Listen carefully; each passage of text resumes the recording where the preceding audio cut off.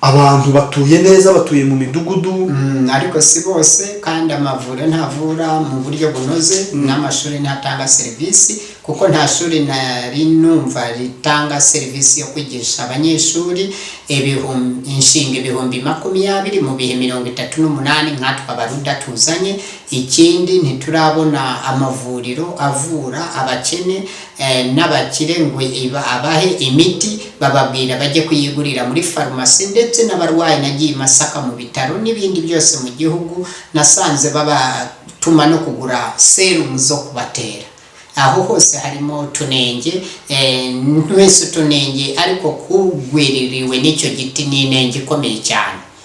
Kandi yaratanze amafaranga ngo ajye mu bwisungane azavuzwa.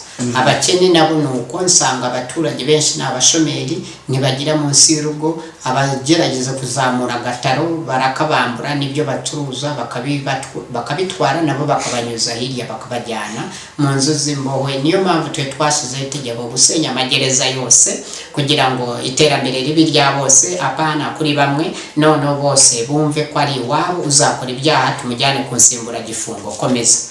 Nuko